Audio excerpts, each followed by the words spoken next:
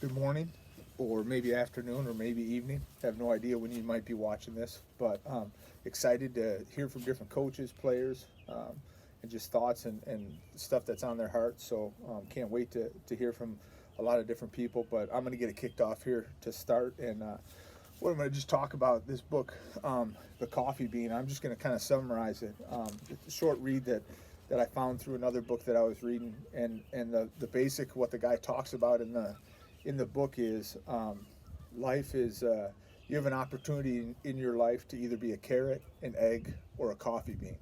And I know that sounds weird and it's crazy and it doesn't make sense, but if we look at life and everything that's going on around us is like a boiling pot of water.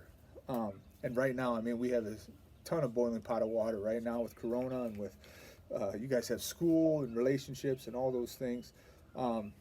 You can be a carrot, and carrots, if you put a carrot inside a boiling pot of water, what happens to it? Well, it's softened. So it's softened by its environment.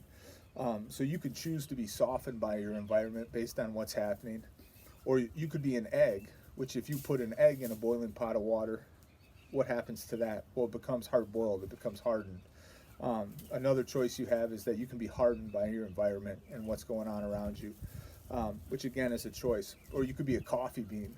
And if you put a coffee bean in a boiling pot of water and just let it sit, eventually that coffee bean turns that boiling pot of water into coffee, right? And so, in the midst of everything that you have going on in your life right now, what choice are you making? You know, are you choosing to be softened by what's happening? Are you choosing to be hardened? Is your heart becoming hard because of everything that's going on? Because you missed out on a season, we missed out on spring ball, or you missed out on another sport.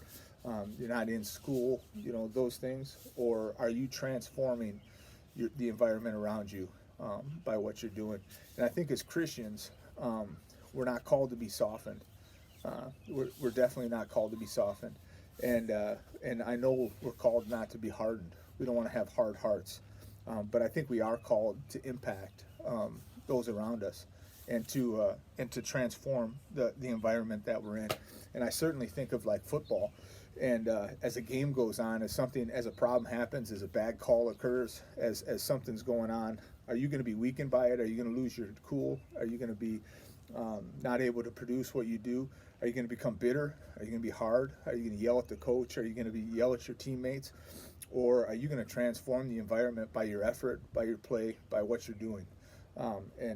Again, I think as men of God, we're called to be coffee beans, you know, and it may take a while. You know, if you throw a coffee bean in a boiling pot of water, it doesn't turn to coffee in 2 minutes.